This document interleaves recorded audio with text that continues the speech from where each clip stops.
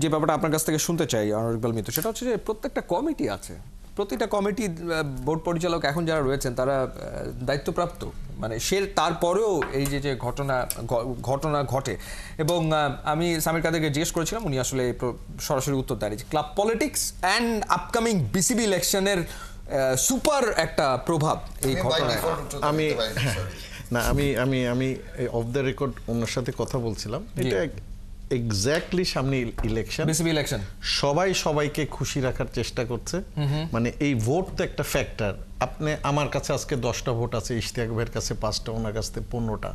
এখন কাকে খেপাবে, ওই 5টা ভোটও কিন্তু একটা ফ্যাক্টর হয়ে দাঁড়াবে। তো ওই সব জিনিসই এটাতে হচ্ছে। আর যেটা বললো ইশতিয়াক ভাই, শুনেন, উনি তো একটা এক্স ন্যাশনাল টিমের আমাদের বাংলাদেশের one of the stylist opener ছিল। রাইট, ওনার কথাবার্তা শোনেন, হাউ হাম্বল হি ইজ। এই হাম্বলনেসটাই আমাদের প্লেয়ারদের মধ্যে নাই। প্লেয়ার কেন কারো ভিতরে নেই, আমি ইনক্লুডিং আমার মত কথাও বলতেছি না। মিতু ভাই, এখন কথা হচ্ছে যে আপনার এই যে যারা ক্রিকেট খেলা দেখে, ক্রিকেট ফ্যান্স বাংলাদেশের আপামর জনতা, এই আলোচনা কিছুক্ষণ আগে আমি দেখে আসছি, এরকম আলোচনা হচ্ছে যে এনামুল বিজয়কে যে বাংলাদেশের টেস্ট টিমে নেওয়া হয়েছে, চিটাগংয়ের যে স্কোয়াড সেখানে নেওয়া হয়েছে, সেটা নেওয়া হয়েছে কারণ মোহামেডানের নেক্সট ম্যাচ গাজী গ্রুপের বিপক্ষে, এবং গাজী গ্রুপের হয়ে যেন বিজয় মাঠে নামতে না পারে, সে কারণে তাকে টেস্ট টিমে নেওয়া হয়েছে। এবং ওপেনার বেঞ্চে আছে ওখানে, তো ও কি দোষ করলো? আমি তো এইটাই আপনাকে বলতে চাচ্ছি যে আপনি আরো 10টা কমিটি করেন, কমিটির তো কোনো পাওয়ার নাই। পাওয়ার তো ওই এক জায়গায় ঘুরে ফিরে কয়েকজনের হাতে।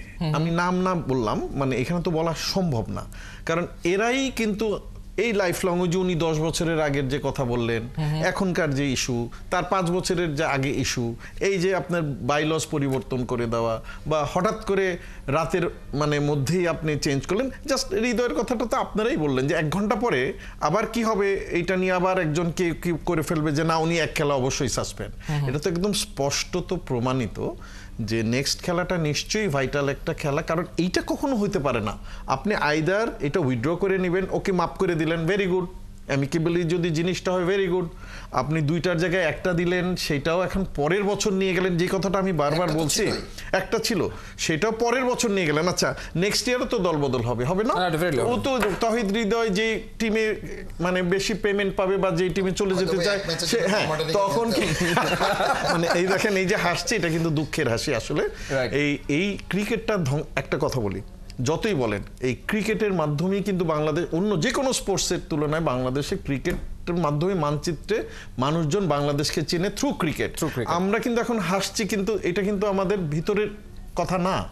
আমরা যেটা চাচ্ছি যে এই ক্রিকেটটা আরো ভালো হোক, প্রস্ফুটিত হোক। মানে আমাদের কি বলবো, আপনার যদি রুলস রেগুলেশন প্রত্যেক বছর চেঞ্জ করেন, আপনি শুধু এই যে বিপিএল এর কথা একটু ঘুরে আসি, ইচ এন্ড এভরি ইয়ার, আমি তো ছিলাম, আমি জানি, each and every year rules change হয়েছে। Why is that?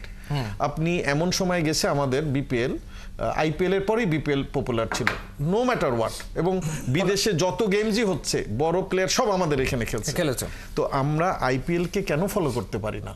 কেন ওদের মতো আমরা পপুলার হই না? মানে আপনার সব জায়গায় সব ঠিক আছে, আপনার সাথে আমার ফ্রেন্ডশিপ আছে, আপনার ভোট আছে, এভরিথিং, সব জায়গায় কিন্তু ভোটিং হয়, কিন্তু আপনার রুলসটা ঠিক রেখে তো আপনি ঘুরে নেই। যে ইশতিয়াক ভাই একটা কথা বলছে, আর কোনো তর্ক নাই এখানে, আম্পায়ার ডিসিশন, যে যত বড় প্লেয়ারই হোক মানতে হবে, শুনতে হবে। রাইট। তো কিন্তু সেই ঘটনা তো এখানে আসলে দেখছি না। যাই হোক।